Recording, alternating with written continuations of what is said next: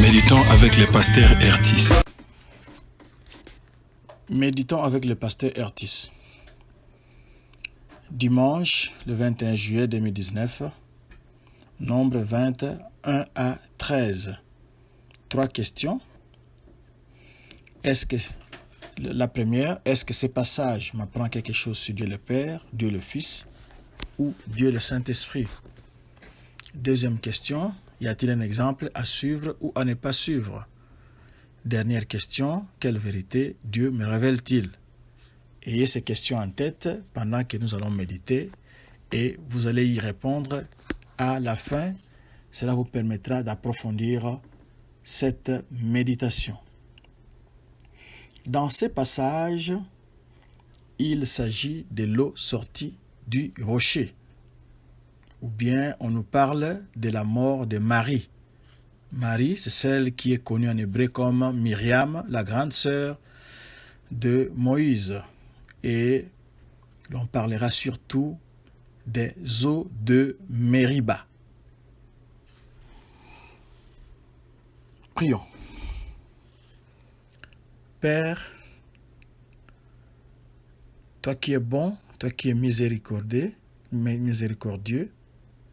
riche en bonté, lent à la colère, nous venons encore à ton école ce matin pour t'écouter.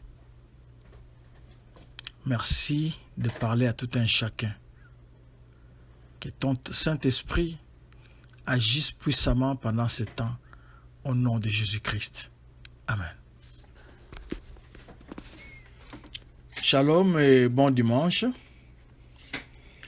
Notre méditation commence par une triste nouvelle, celle de la mort de Marie ou de Myriam.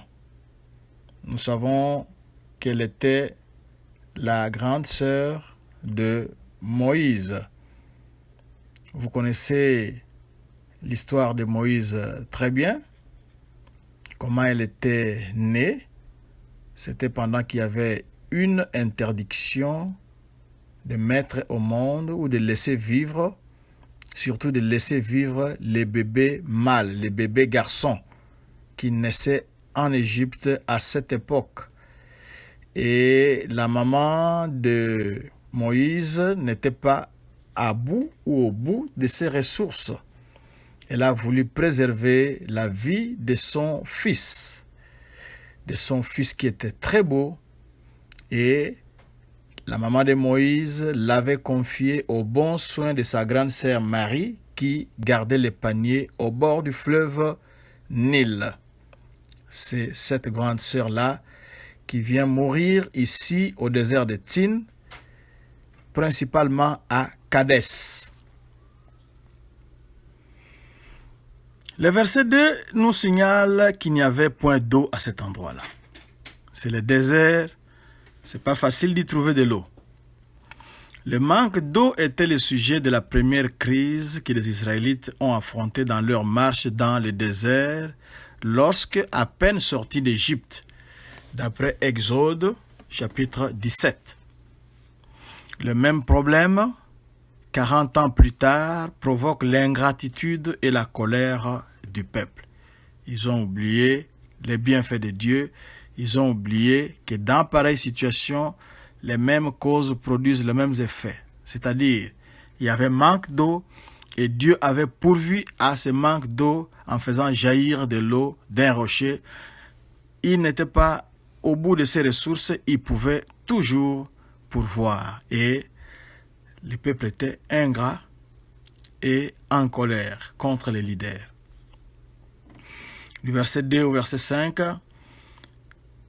ces récits rappellent d'autres incidents lorsqu'Israël était encore au désert. Ils avaient à cette époque déjà manqué de l'eau et cherché querelle à Dieu et à leurs leaders. Maintenant, ils répètent leurs plaintes ou complaintes de Nombre 14, 1 à 3. Dans cette partie-là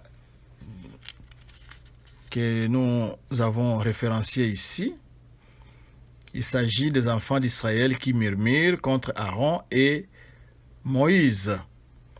Et ils regrettaient d'être sortis d'Égypte. Du verset 6 au verset 12, Moïse frappa 2 fois le rocher. La première fois que Dieu avait donné de l'eau à son peuple, à partir d'un rocher, c'est-à-dire quand il avait fait jaillir de l'eau à partir d'un rocher pour la première fois pour Israël, quand ils sont sortis d'Égypte, il avait demandé à Moïse de frapper les rochers. Cette fois, Dieu est multisystème. Il demande à Moïse de parler aux rochers. Dans sa colère contre l'attitude des Israélites, Moïse parla durement aux Israélites et frappa les rochers. Même Moïse peut rater les choses en agissant sous la colère. Les faits suivants mettent en relief la gravité de cette faute, la faute de Moïse. 1. Moïse s'attribua le mérite d'œuvre de Dieu, parce qu'il dit, est-ce que de ces rochers que nous ferons, c'est dans Nombre chapitre 20, verset 10.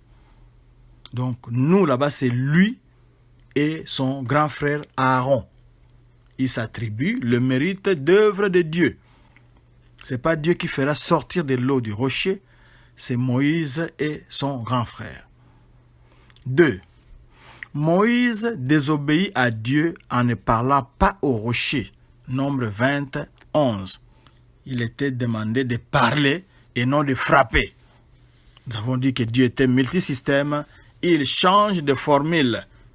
Il n'est pas obligé chaque fois de frapper les rochers au moment où il a un large spectre de techniques, de moyens pour subvenir, pour pourvoir aux besoins de son peuple. 3. Moïse perdit son sang-froid, frappant 2 fois. On lui demande de parler au rocher, lui frappe 2 fois les rochers au lieu de lui parler. Nombre 20, au verset 11. 4. Moïse s'adressa durement au peuple en disant, « Écoutez donc, rebelles !» Nombre 20, verset 10.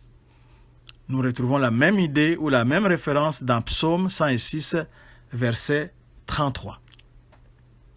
Moïse fut excédé par les murmures du peuple assoiffé. Car Moïse dit ceci, « Est-ce que de ces rochers que nous ferons sortir de l'eau ?»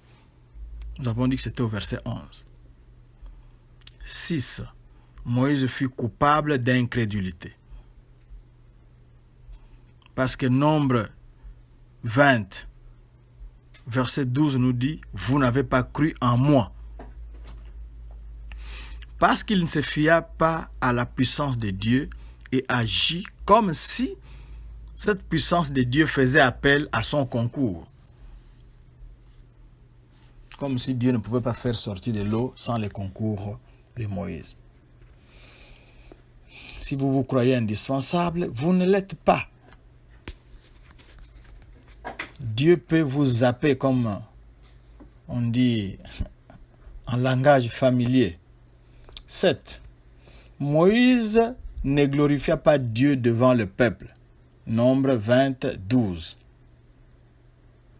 Parce que Dieu dit, pour me sanctifier aux yeux des enfants d'Israël. C'est-à-dire pour me glorifier, pour m'honorer. Donner gloire à Dieu aux yeux des enfants d'Israël. Et enfin 8, Moïse se rebella contre Dieu. Parce qu'il est écrit, « Parce que vous avez été rebelles à mon ordre » d'après Nombre 20, verset 24. Aaron, son grand frère, qui participa à la faute, subit le même châtiment. Faites attention de ne pas participer au péché d'autrui. Le grand acteur ici, c'était Moïse. Mais comme il était de connivence avec son grand frère, Aaron, celui-là aussi subit le même châtiment. Verset 13, c'est la fin de notre méditation, de ces méditations dominicales. Nous voulons faire un peu de linguistique en expliquant le nom Meriba, qui joue sur le mot signifiant querelle, frappant en hébreu. Donc, c'est un nom qui est en train de jongler sur le sens du mot querelle et le sens du mot frappant en hébreu. Ce nom aussi apparaît dans le premier incident, après l'Exode, dans lequel Dieu avait, à partir d'un rocher, fait jaillir de l'eau pour son peuple. Exode 17, 7. Cette première place fut appelée Massa, égale test, d'après le psaume 95, verset 8. C'est la fin de notre méditation. Qu'est-ce que nous pouvons retenir? Il faut bien suivre les instructions de Dieu. Les grands chefs, les boss, les patrons, les capitaines, les timoniers, celui qui nous conduit, c'est lui. C'est son peuple. Alors, nous les leaders, nous devons bien écouter et bien suivre les instructions du chef, c'est-à-dire de Dieu. Et pour tout le monde, nous devons éviter la colère. Moïse, le grand leader, n'entrera pas en terre promise. Pourquoi? Parce qu'il a agi sous la colère. La colère lui a fait perdre son sang-froid, le contrôle de lui-même.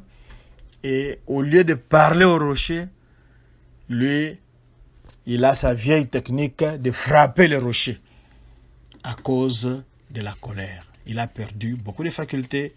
Surtout, il ne pourra pas entrer en terre promise. Nous allons prier. Seigneur, je te prie en tant que leader, et je te prie pour tous les leaders. Tu sais quelles sont les pressions qui s'exercent sur leurs épaules. Ce sont des hommes, ce sont les simples hommes. Ils peuvent broncher d'une façon ou d'une autre. Veille bien les pardonner. Veille bien nous pardonner, Seigneur. Pardonne-nous chaque fois que nous n'avons pas suivi tes instructions. Pardonne-nous chaque fois que nous nous sommes attribués ta gloire. Pardonne-nous chaque fois que nous opérons des délivrances, des miracles en notre propre nom et non au nom de Jésus-Christ. Nous attirons toute la gloire pour nous et nous t'éclipsons aux yeux du peuple. C'est nous qui agissons, pas toi. Pardonne-nous, Seigneur. Pardonne-nous, Seigneur. Nous venons de nous rendre compte que c'est très grave.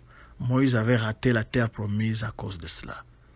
Maintenant que tu nous avertis à temps, nous nous repentons et nous nous soumettons encore à toi.